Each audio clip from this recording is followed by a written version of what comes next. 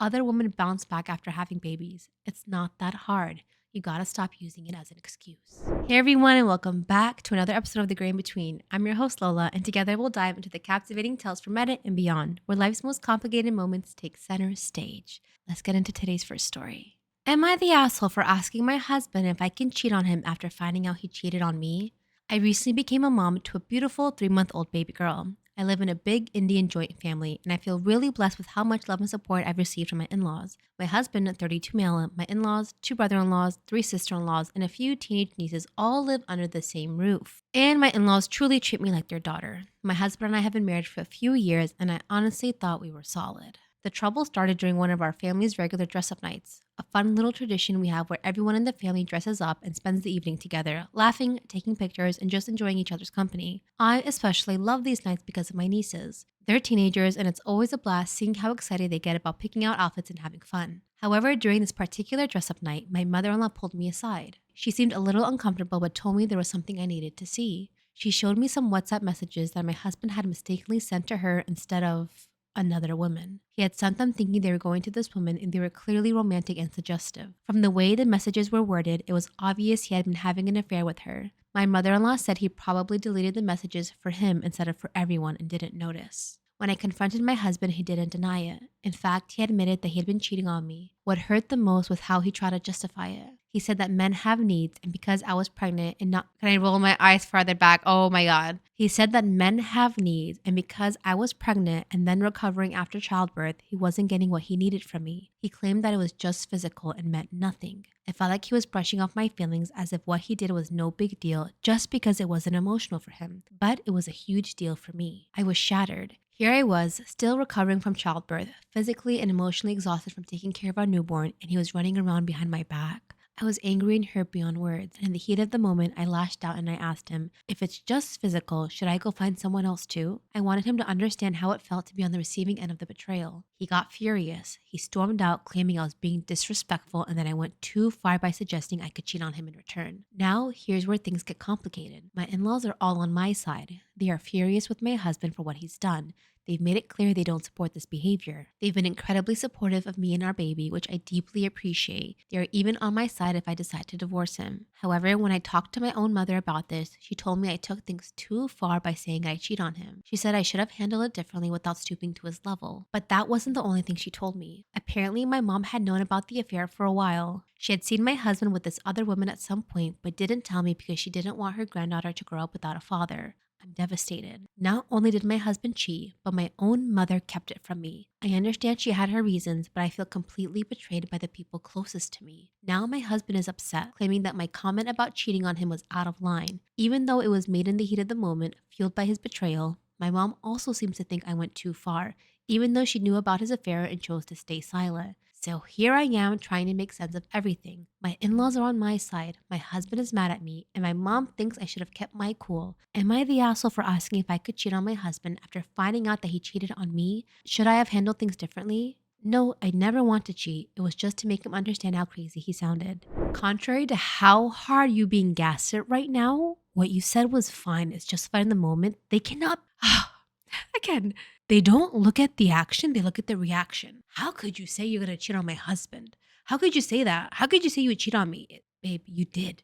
You actually cheated on me. And I can't just throw words out there, empty words, see how it feel. You see how mad they're both getting, even though you physically did nothing? What is wrong with them? I'm actually so happy that you have great in-laws, which is very rare, especially in the community, that they're backing you up. The fact that they made you think you're crazy to come on here and ask the question is, I'm so sorry. They are gaslighting you. He messed around and he found out. I'm really shocked at how nonchalant your mom is about the other woman. That's crazy behavior, and that's also like very back home, like backwards mentality. Like, oh, you don't want them to grow up without a father and blah, blah, blah. We do have updates, guys, so this is going to be a longer one. Hey everyone, it's currently 3:35 a.m. and I just can't sleep. I'm lying here in my in-laws' house, and the only ones who seem to be sleeping are the kids. I've just needed to share what's been happening since my last post. So, after I posted my original message at 1 a.m., I couldn't shake the feeling of guilt that was swirling inside me. My mother keeps insisting that my husband's cheating was a one time mistake and I should just stay for the sake of our daughter. But I know deep down that it's so much more complicated than that. Finding out about the affair was a blow I never saw coming, especially during our family dress up night when my mother in law pulled me aside to tell me. Oh, can I just props to the mother in law? Oh my God, for defending you and telling you. I love that so much. May she be granted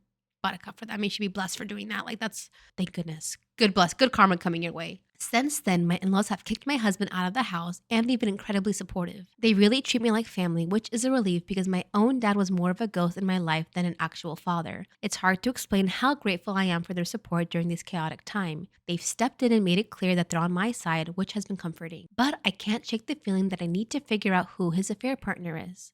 I have this nagging suspicion that it might be my best friend Tara, as I saw him use that name in some of the texts he accidentally sent my mother in law. Thought makes me sick. I don't want to believe it, but it's hard to ignore. In the morning, I plan to have a serious talk with my husband, but I also need to talk to a lawyer about divorce and custody. I've worked hard to build my own career and finances, so I know I can support myself and my daughter, but it's still scary to think about what the future holds. I'm trying to remind myself that I deserve better than this. My mother's voice has been echoing in my head, urging me to think about my daughter. But I need to prioritize my own happiness too. Staying in a relationship built on lies and betrayal isn't healthy for any of us. I want my daughter to grow up in a loving environment, not one where her parents are constantly at odds. I also need to confront my mother about the fact that she knew about my husband's cheating and didn't tell me. She claimed she didn't want my daughter to grow up without a father, but I feel betrayed. I have to set boundaries and make it clear that I need her support, not just for my daughter's sake, but for my own sanity. For now, I'm staying with my in laws who have really embraced me during this time. It feels nice to be part of a family that genuinely cares for me. I think it's important for my daughter to have a relationship with them, especially since my own father wasn't really a father figure in my life. Thank you for being here for me and all of your kind words. Shout out to her in laws for being good in laws. I love to hear it. If it is her best friend, I'm going to cry. That's going to suck. And I think it is. And we have a third and final update, guys. All right, everyone. Oh my gosh, she's writing this all in the span of in a day. It's 9 a.m. now, and the events of this morning have left me feeling completely drained. I can't believe how much has happened in just a few hours, but I wanted to share the latest update with all of you. So earlier this morning, my husband actually had the nerve to show up at my in-laws' home with the side chick. I still can't get over it. Who does that? He knew how devastated I was, and yet he thought it was a good idea to bring her here to our home like it was no big deal. And get this, it wasn't my best friend Tara, but her name was also Tara. What are the odds? I swear it felt like some kind of twisted joke. My father in law was absolutely livid. As soon as my husband and his new girlfriend stepped foot inside, my father in law didn't hesitate. He kicked them both out on the spot. The fury in his voice was something I've never heard before, and honestly, I was glad to see it. My in laws have been nothing but supportive since this whole mess started, and I'm incredibly grateful to have them on my side. But what really hit me hard was my husband's reaction towards our daughter. He didn't even look at her, didn't ask about her, didn't show an ounce of affection. It was like she didn't exist to him anymore, and that just shattered me. How could he be so cold? How could he just walk away from his own child without a second thought? It was as if the affair had flipped a switch in him, turning off any remaining love or care he had for our family. After that awful confrontation, my father-in-law took matters into his own hands. He immediately contacted a lawyer to begin the process of removing my husband from the family inheritance. Instead, he's planning to put our daughter's name in his place. That decision floored me. I never expected my in-laws to go to such lengths to protect us, but they've made it clear that they see me as their own daughter and will do everything they can to make sure my daughter and I are taken care of. It's overwhelming, but I'm deeply touched by their support. As for the divorce, things have moved quickly. I managed to speak with my friend's dad, who's a lawyer, and he walked me through what to do next. Since divorces in India can take anywhere from 6 to 18 months, he recommended creating a legal agreement with my husband to cover the interim period. This agreement has several important clauses, all designed to protect me and our daughter until the divorce is finalized. Here's what we put in place. 1. Living arrangements. I will continue to live with my in-laws until the divorce is complete. This ensures that I'm in a safe and supportive environment, but there won't be any more drama or accusations about infidelity. 2. No access to our daughter. My husband will not be allowed any contact with our daughter during this period. 3. Monthly financial support. My husband is required to provide a fixed monthly amount to support me and our daughter. While I have my own job and finances, this will help cover the extra cost of raising our daughter and ensure we're not struggling during the divorce proceeding. 4. Behavioral clauses. My husband also agreed to some behavioral clauses, including not bringing the side chick anywhere near our home or child and maintaining a respectful distance from me and my family. This was important because I don't want to deal with this drama while I'm trying to move on. 5. legal fees.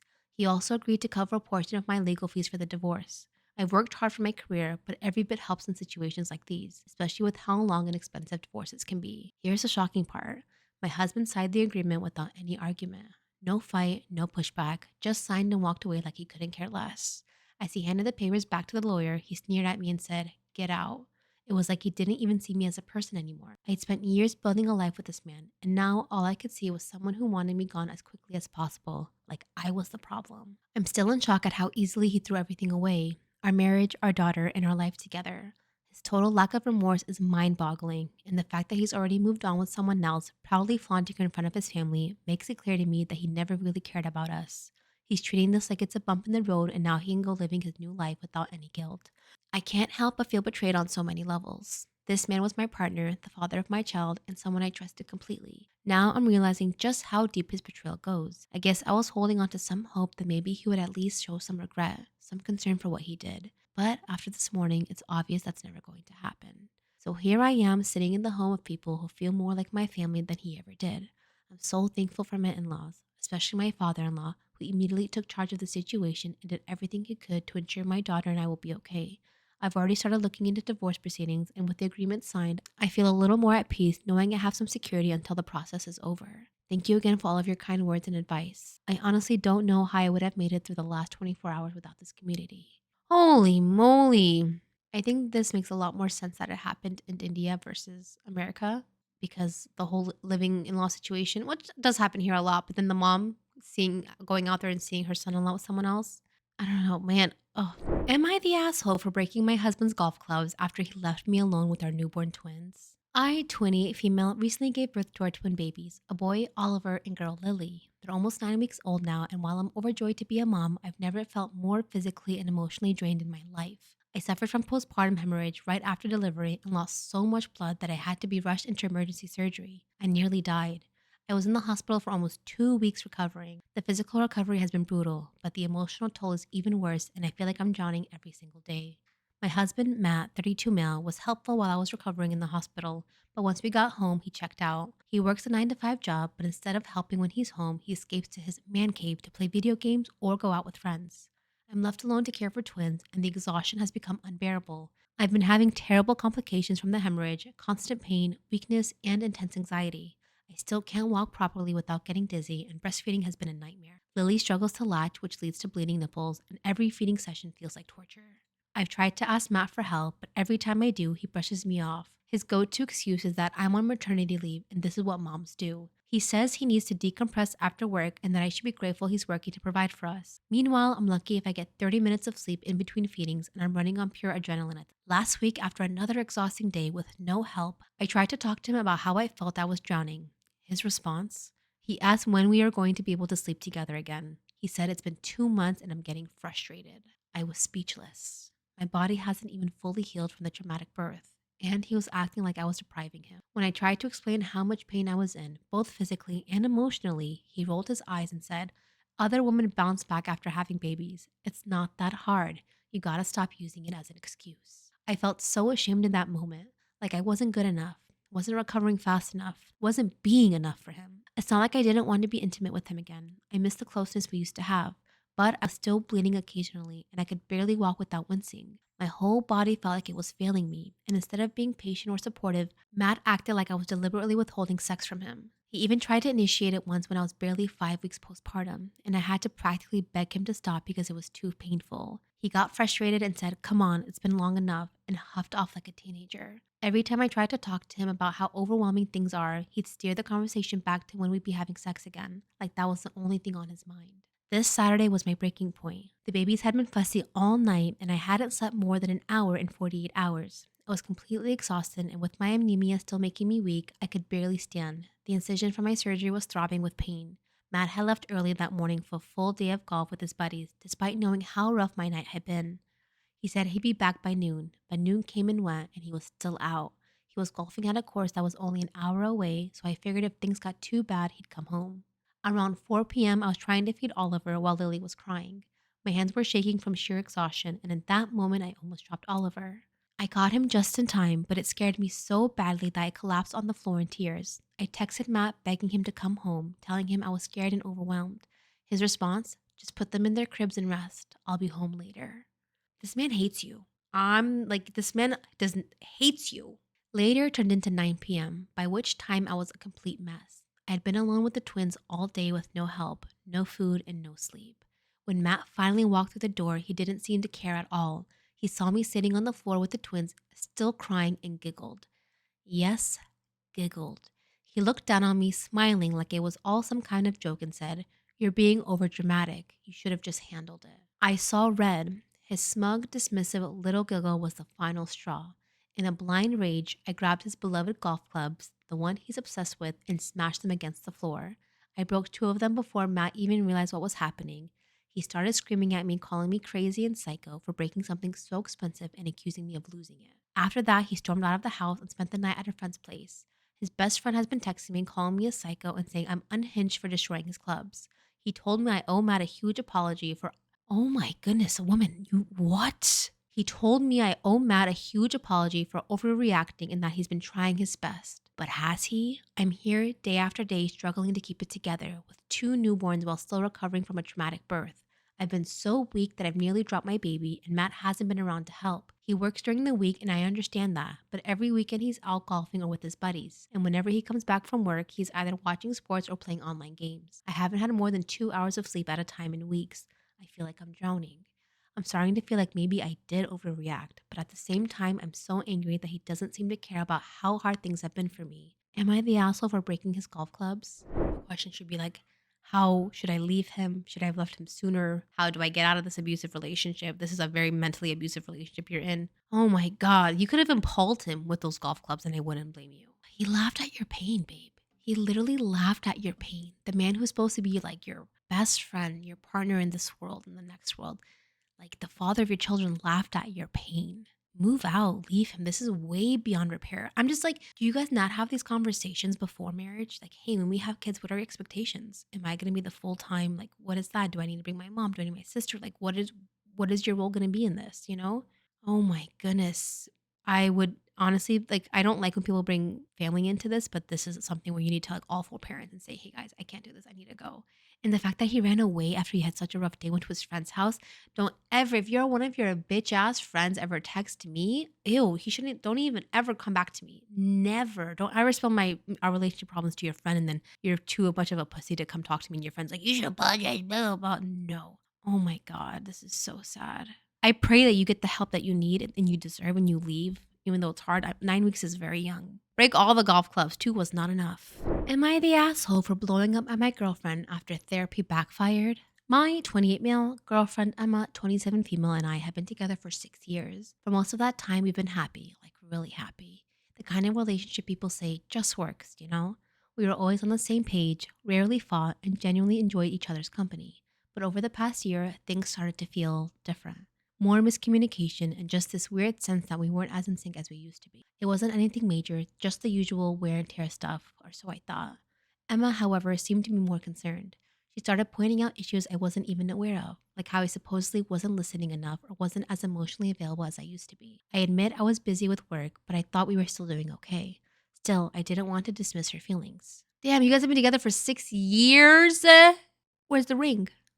Then, about 6 months ago, she suggested we go to couples therapy. Now, I've always been a bit skeptical about therapy unless things are really bad, but I agreed because I figured it couldn't hurt. She said she found a great therapist through a friend and we should give it a try. I wasn't familiar with this Lily, but Emma was excited about it, so we booked our first session. At first, the session seemed fine. Lily asked good questions, got us to open up, and gave us some tools to communicate better. I felt like I was doing my best to listen and improve, but something about it felt a little off. Every time we talked about any issue, it seemed like Lily was always subtly siding with Emma. If I mentioned being stressed from work, she'd steer the conversation towards how I wasn't giving enough attention to Emma. If I brought up a disagreement, somehow it became about my communication issues. After a few weeks, Emma started using phrases like, Lily thinks you should try this, or Lily says you need to work on that. It feels like everything I did was being scrutinized and dissected by this woman I barely knew. I didn't want to be paranoid, but it seemed like Lily was slowly convincing Emma that I was a problem in the relationship. And every time I tried to voice my concerns, they were brushed aside. I tried to push through it, thinking maybe I was just being defensive, but it didn't stop. Every session, the same dynamic. It was like Lily was planting seeds of doubt in Emma's head, and Emma was running with them. I even started to wonder if maybe I was the problem. Was I actually this bad of a partner? Things reached a boiling point a couple of weeks ago. During a session, Lily started suggesting that maybe we should consider a break so I could work on myself more. That felt like a slap in the face. I've been trying so hard to be better, and now she was suggesting we split up. I looked at Emma, waiting for her to disagree or defend me, but she just sat there, quietly nodding along. After that session, I couldn't hold it in anymore. I blew up at Emma when we got home. I told her I didn't trust Lily's judgment and that it felt like she was just feeding Emma's reasons to blame me for everything wrong in the relationship. Emma got defensive, saying I was overreacting, that Lily was just trying to help us work through our issues. We didn't talk for a few days, and I started feeling guilty for snapping. Maybe I was wrong. Maybe therapy really was exposing some flaws I needed to work on. Then something happened that blew everything wide open. Last week, we went to a mutual friend's party. While there, I overheard Emma and her friend Sarah talking in the corner, giggling about something. I caught just a bit of their conversation. I can't believe you pulled it off for this long. Poor guy still thinks she's an actual therapist. I immediately confronted them, and that's when Emma's face turned pale. Sarah quickly tried to backtrack, but the truth spilled out. She sounded psychotic. This did not sound like a licensed person, the therapist. I was like, what? They should not be like attacking you like that. It's supposed to be very neutral ground and giving advice to both of them. And sometimes you're not allowed to, yeah, red flags. Turns out Lily isn't a licensed therapist at all. She's one of Emma's close friends from college who thought it would be fun to help Emma fix me by posing as a therapist. Emma had set this whole thing up because she thought I wouldn't agree to therapy otherwise. They figured that with Lily playing the part, they could guide me into becoming a better boyfriend without me knowing. Wow, talk about stupid. I felt completely betrayed. For months, I had been spilling my heart out to someone who wasn't even qualified to help, and Emma had been in on it the whole time. All these sessions where I felt attacked and manipulated suddenly made sense because I was being manipulated. When I confronted Emma about how messed up this was, she broke down saying she never meant to hurt me and that she just wanted to help us grow as a couple. But honestly, I don't know how to move past this. I haven't been able to look at her the same since. You don't look past this. You really cannot. Absolutely not. You gotta move on from her. That's a person. Goodbye. Now, Emma and her friends are saying I overreacted, that it was just a white lie meant to help our relationship. But I feel like I've been gaslit and lied to for months. So, am I the asshole for blowing up at my girlfriend when I found out our therapist was a total fraud? No, look, I can't believe you have to ask this question. This should have just been like a truth off my chest. Like, I found out my girlfriend manipulated me into talking to a fake therapist who was her friend. How do I go about suing her for practicing without a license and breaking up with my girlfriend? I would 100% pursue legal action in this. I would sue the shit out of both of them. I would 100, like, how old are these? Like, you're 27, she's 20. What? And you want to, like, there's no way you can build a future or marriage with her. Like, Lily needs to be reported, first of all, for impersonating a licensed therapist. And the fact that she claimed that she was only doing it to help them grow as a couple, yet set up her friend to literally tell them to go on a break is crazy. Dude, this woman hates you. She does not want to be with you. Would I be the asshole if I wanted nothing to do with my wife and child? Like, that's such a blanket statement. Like, off the bat, I would say absolutely you are, but knowing what this is, like, you have to have a good reason. Or maybe your reason is stupid. That's what we're here to decide. My 35 male, wife, 32 female, and I have been together for 8 years. As with any couple, we've had our ups and downs, but we are a generally happy couple and we love each other a lot. We've spoken about having children many times, and I was always very clear about the context in which I would be comfortable having children. I always envisioned myself having children with my wife, but I was also as open as I could possibly be about one specific thing. If she gets pregnant, I would want genetic testing done, and I would want an abortion to happen if the test showed severe problems like Down syndrome.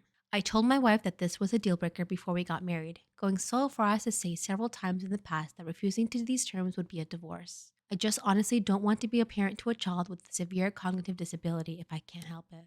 I just honestly don't want to be a parent to a child with a severe cognitive disability if I can help it. I've seen many people in my life raise children with severe development delays. It seems extremely difficult. A handful of them have expressed regret of having the children directly to me, and I don't imagine I would handle it well personally.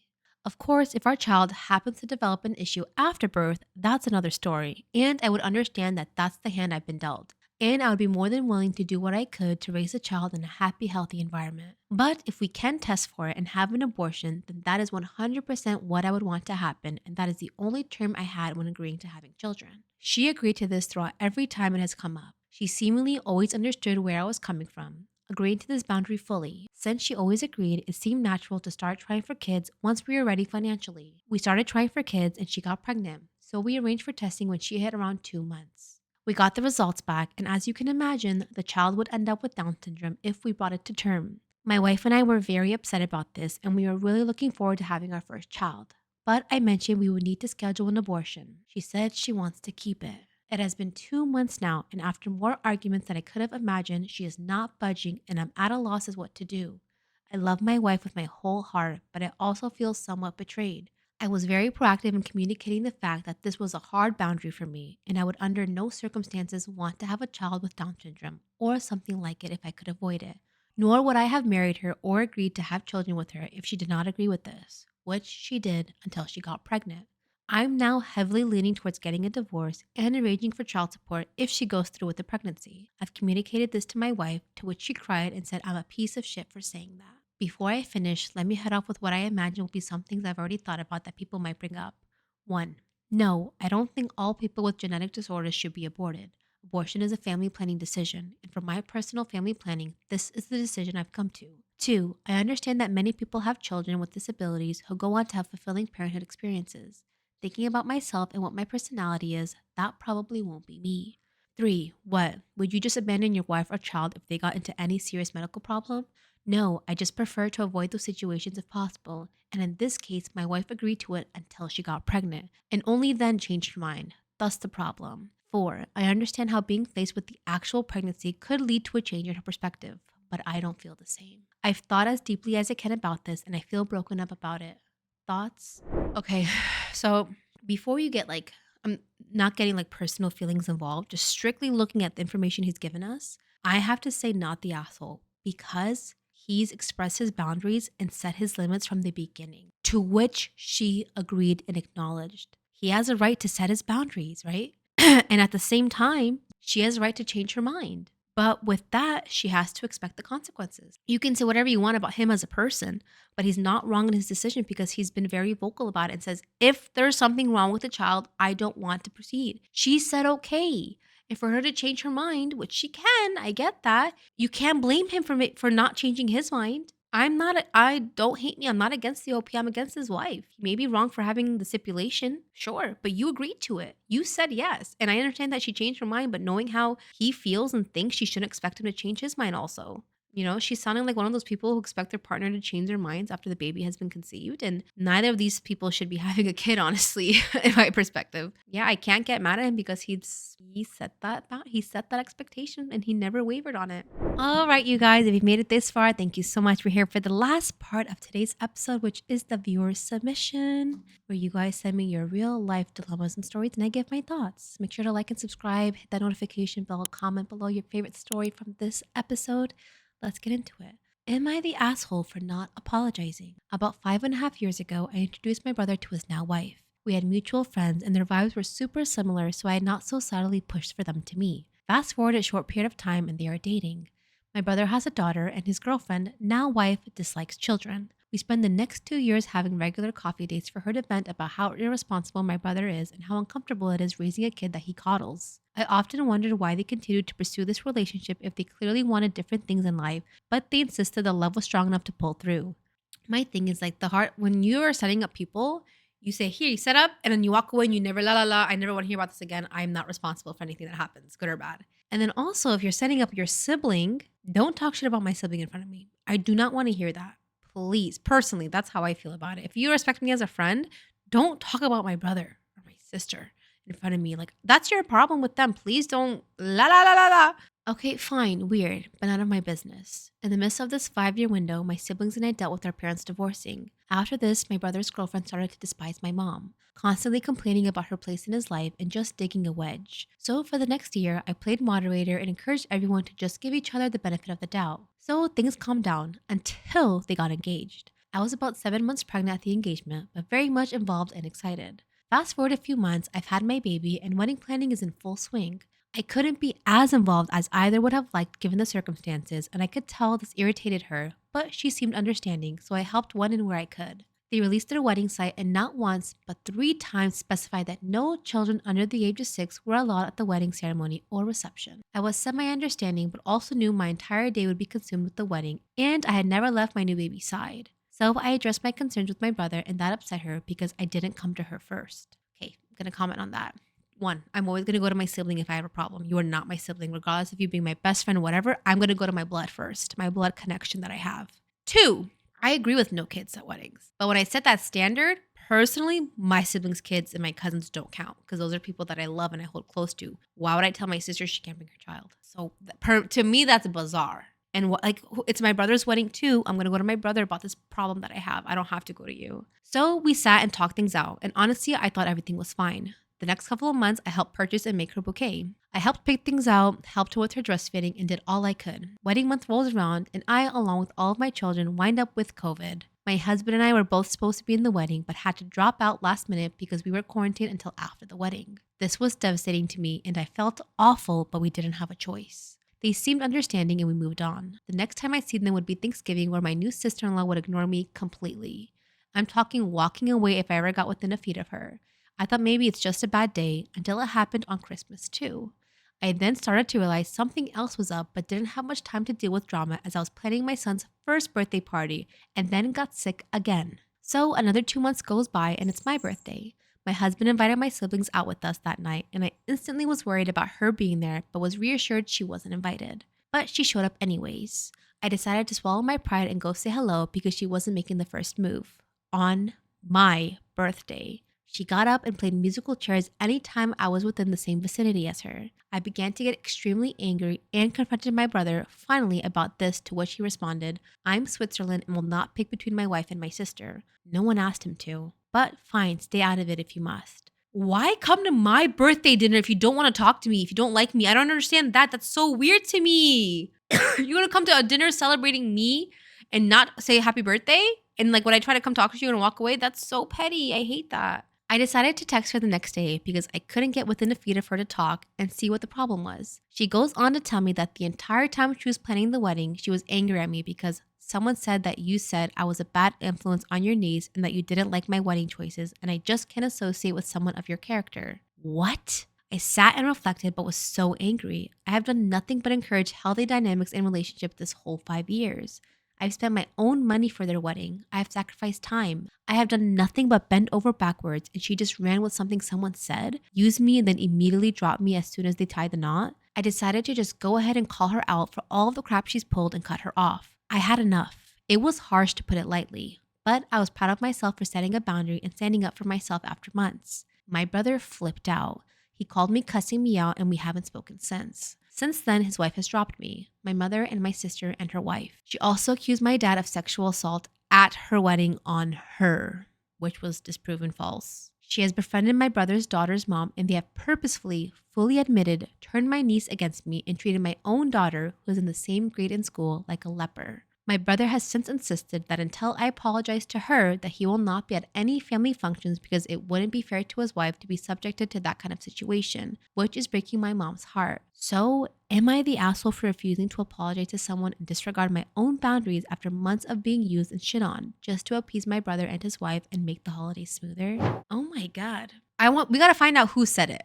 Okay, why did she hold on to this for so long? If I had heard it, I would have had that confrontation right away. I do not like sitting on information. If I heard something, I'm going to call you, text you, hey, I heard some really concerning things that you said about me. Like, is everything okay? I'd like to talk this out. There's problems. You guys have a lot of deep-rooted problems that I think conversation should happen. Instead of blowing up on her the way you did, I don't think you should have done that. I would have been like, okay, where did you hear this? If you cared about relationship at all, look at everything I've done. Does any of this add up to what was said about me? No, you just took what was said and ran with it and didn't feel the need to come talk to me about it until almost a year later after the fact. And then you're going to come to my birthday huffy puffy and chest is out. I'm sad. Ask me why I'm sad. I don't think you did a lot. I don't think you did much more worse than she did. She did a lot worse, but I don't think your reaction was warranted. Have a conversation and see where things went wrong. If you want to salvage the relationship with your niece, with your brother, with your sister-in-law, I think having an open, honest conversation would go a long way and see where things went wrong, lay it all out, and then get your feelings out. Yeah.